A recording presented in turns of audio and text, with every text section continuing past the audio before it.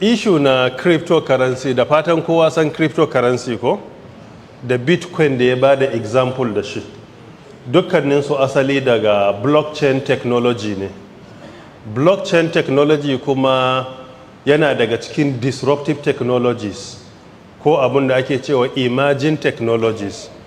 Emerging technologies kuma su ne asalin technology na fourth industrial revolution, wanda ake cewa a ce industry 4.0 ko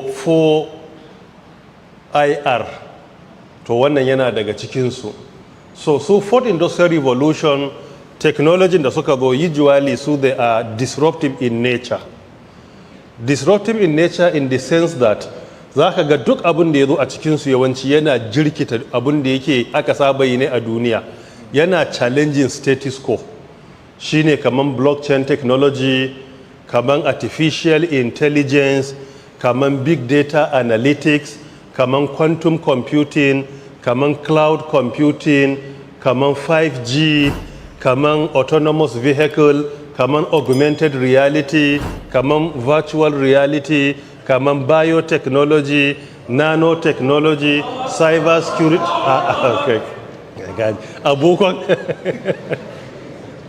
So waɗannan su ne asalin abubuwan da ake cewa fourth industrial revolution. Su necansu shine suna disrupting duniya, canja abu yadda aka saba, kuma ana ce musu emerging technologies. Ana ce musu emerging technologies ne saboda yanzu suke imagining, ba su gama nuna ba, yanzu suka tsuro. Tun da yanzu suka tsuro, akwai kyakkyawan zaton za su ci gaba da caccanjawa, saboda yanzu suna stages ne nasu na metamorphosis, transformation ɗinsu yanzu yake faruwa. Kuma ita duniya daman a abin da aka yi documentin banda wanda ba a yi ba da yawa yana da muhimmanci. Industrial revolution guda hudu ne. Akwai first one da aka yi shine wanda ya faru a Birtaniya, largely a Liverpool da Manchester, a waɗannan cities ɗin guda biyu. First industrial revolution ya faru, abin da aka yi documentin a tarihi. Amma gabanin nan akwai industrial revolution a Andalus, akwai a Misira, akwai kuma a Baghdad, amma ba a yi documentin wannan ba. Wanda aka yi documentin a wannan ne, shi kuma ya faru ne wannan wajen 18th century. Second industrial revolution ya faru a Britain, Belgium, Germany, France. Sai ɗan daga baya kaɗan sai America ta shigo ciki. Shi kuma second industrial revolution ya faru ne akan abin da ya shafi kirkiro wutar lantarki. Shi first industrial revolution steam power ne, steam energy. Second industrial revolution kuma is about electricity, mass production na al'amura da kuma mechanization. Sai third industrial revolution shi kuma ya faru a kasashen da second industrial revolution ya faru, amma kuma sai a ƙara Australia da Japan. Su sun shiga third industrial revolution ne. Shi kuma third industrial revolution shine which brought about globalization. Shine kaman information and communication technology, the invention of modern computers, invention of internet, world wide webs da makamantansu. Wannan su ne asalin third industrial revolution. So fourth industrial revolution is an extension of the third industrial revolution. This is what brought about the fourth industrial revolution. Dukkaninsu suna cikin ICT ne da kuma digital abubuwa.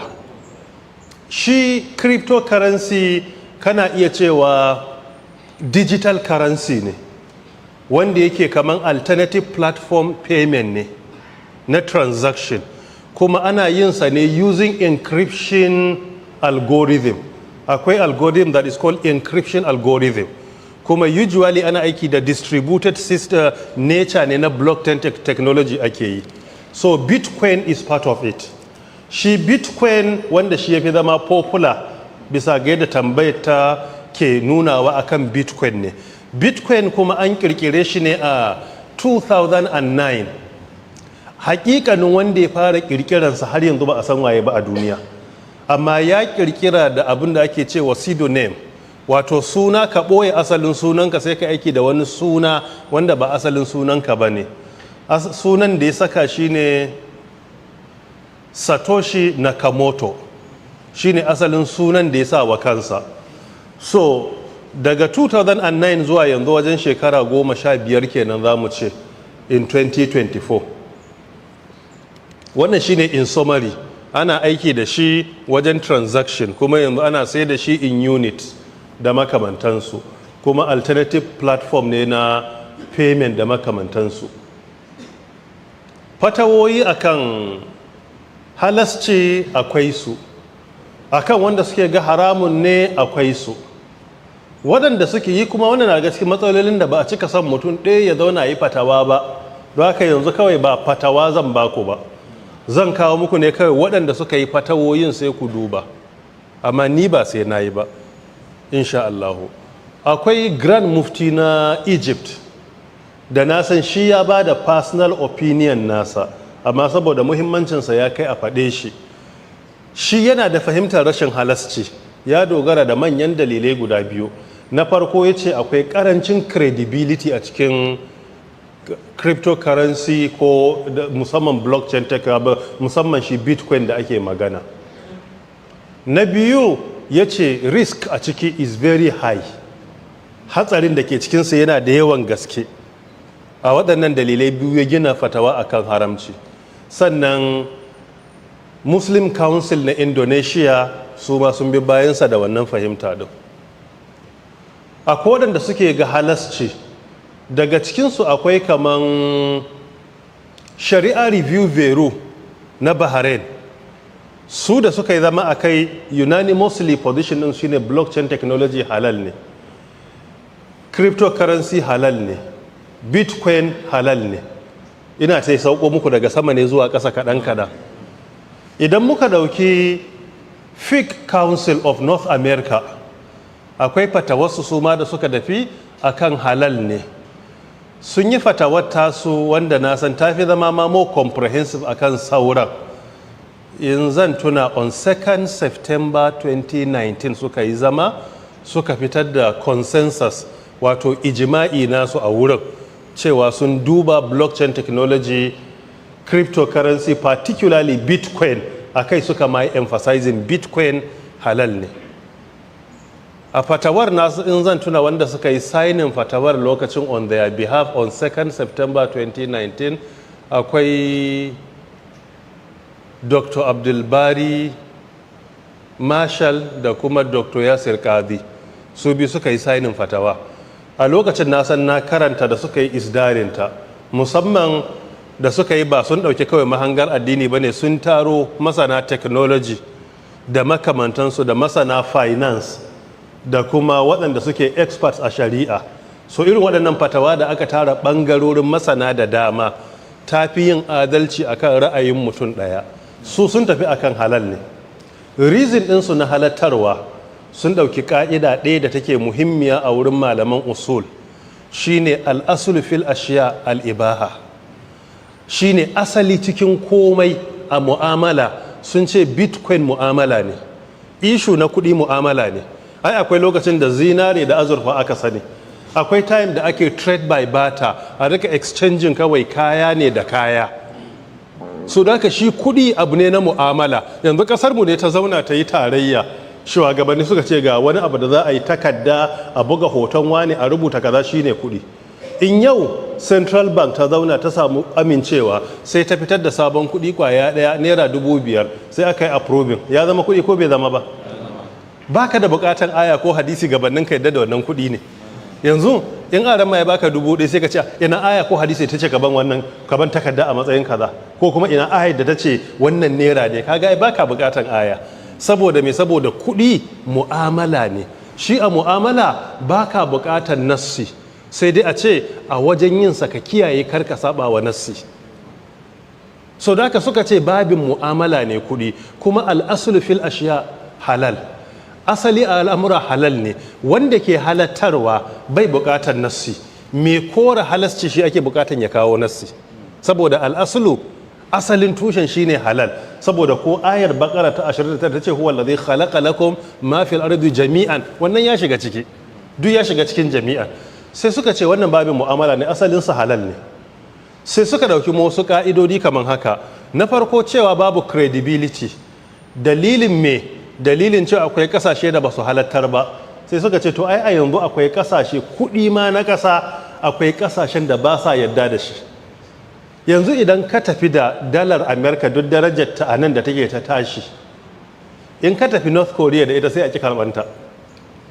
Kaga wannan muke nuna ba, ita kenan ta zama tana da credibility a inda ake karba, ba ta da credibility a inda ba a karba, amma bai nuna cewa ta zama haramun, don issue na credibility doka ne.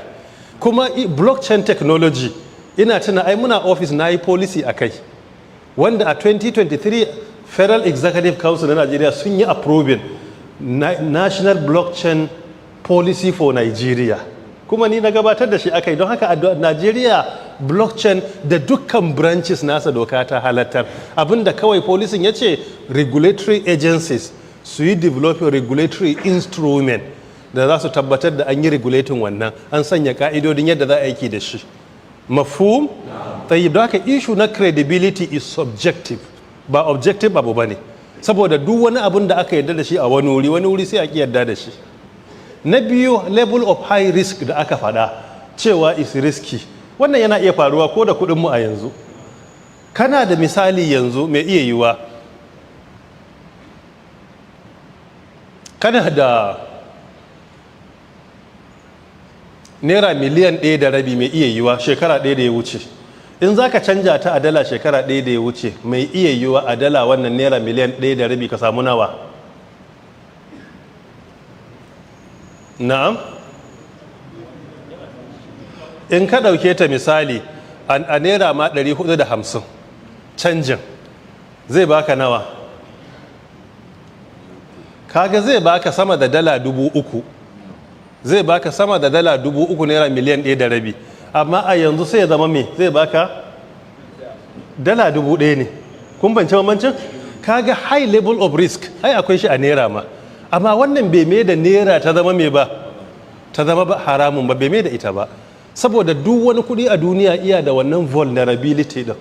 Sai dai kawai in Allah ya taimaki kasashe irin na su Saudi Arabia da za a ga shekaru da dama haka abun yake, saboda mai, saboda yadda Allah ya taimake suke iya defending currency su, ga foreign reserve mai karfi, ga kuma cash inflow da ke shigowa kasar da yawa, sannan ga kuma foreign exchange da suke samu, ga kuma export da suke da shi ta wasu bangarori, ko masu zuwa hajji da umura kadai su sai abu sauto da shi ya ishe su wannan. Su waɗannan misalai ne.